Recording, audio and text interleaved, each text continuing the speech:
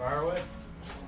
Patrick, when you look back at the Rasheed play when you got hurt, did you know in the moment how hard you got hit kind of in that? I mean, did you feel fortunate not to be hurt yourself?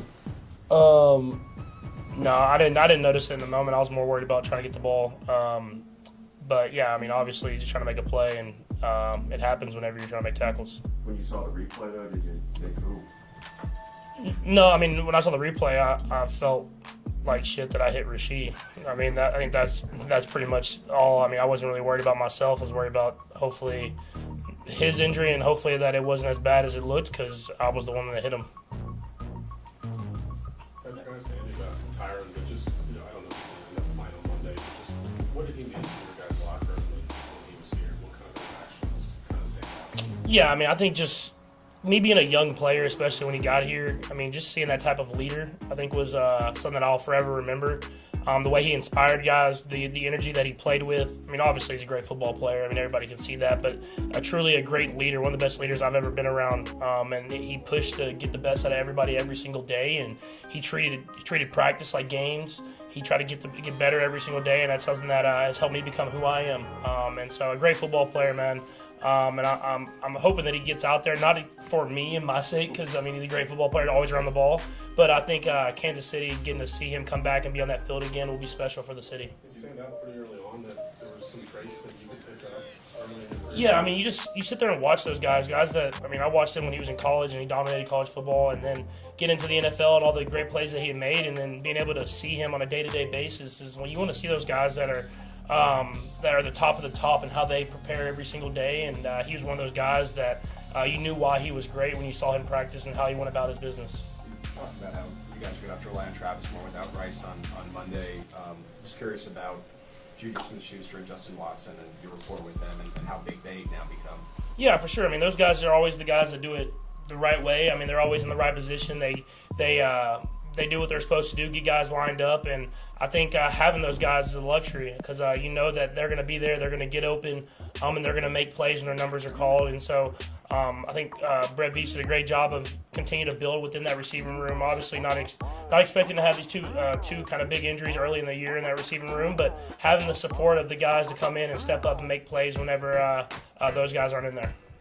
Speaking of Juju, when the Chiefs bring back a player who'd been here previously, Jody Fortson, I guess would be the latest example of that, and Kareem, how much are they able to hit the ground running?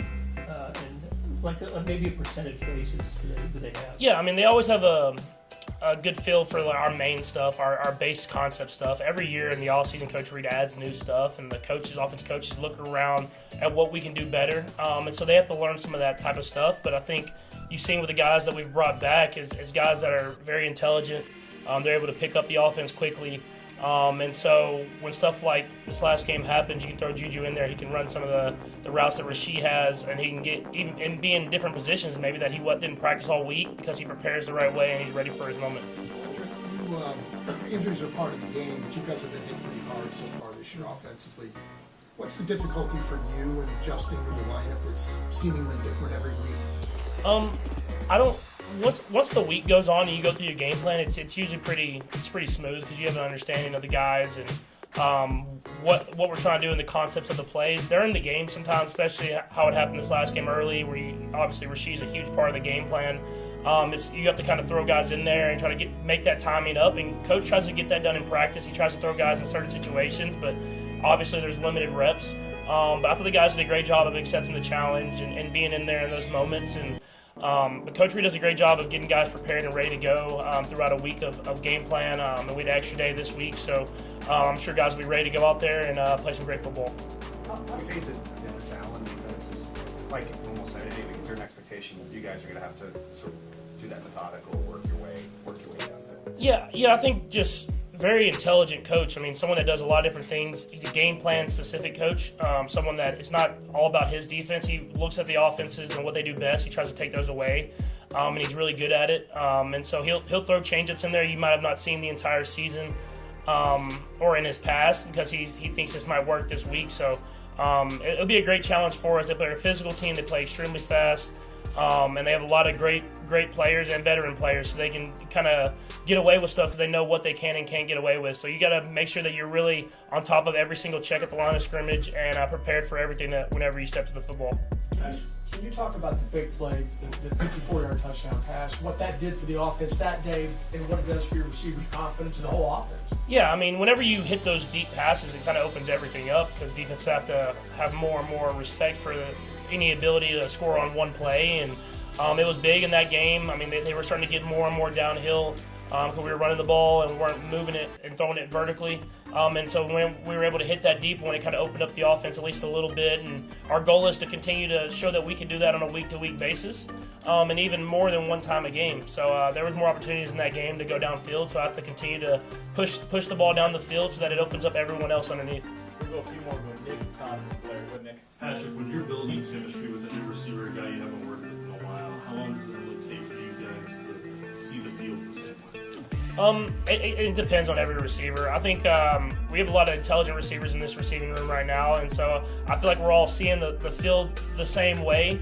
But now it's about me just having that trust and giving them those shots to make plays in traffic and stuff like that. And so, like I did with Xavier on that deep one, I think there was more opportunities to throw even to him later on in that game. And so just continue for myself to give him those chances to go out there and make plays and be the receiver that he is. And that goes throughout the entire receiving room, the tight end room, and the running back room.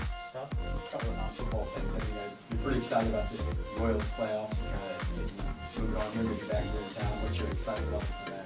Yeah, I mean, it's awesome. I mean, it's great for the city. I mean, I've heard all the stories about how awesome the environment was the last time they were in the playoffs, and they're going to go up against a great baseball team in the Yankees, historic baseball team. And so I'm just excited for these guys. I mean, they're hungry. They're playing great baseball right now. And to be at the K, a sold-out crowd, hopefully, and get to see that October baseball there is going to be special. On our radio station this morning, known Yankee fan Garrett Peter, maybe sniffing around for you for tickets. Is that appropriate for something like that? Yeah, man, I'll let him be there because when we hopefully win, I'll get to talk trash. So, no, it's he's a big Yankees fan. I think if the Yankees lost this series, he might have to move cities. So let's see if we can do that for him. Keeping with the baseball theme, it just occurs to me that because of the sport you play, have you ever been to a postseason baseball game? I've been to a postseason baseball game. Back when I was in high school, the Rangers made the World Series a couple of times, and so I got to see them lose, I think, Game 5, against the Giants one year, and then I watched them lose, or maybe win the game that I was at when they went up against the Phillies, and they ended up losing in Game 6 on that ball on the warning track. So, I mean, I've had some close heartbreaks there with the Rangers, but the Royals are going to turn it around for me. Thank you, Patrick.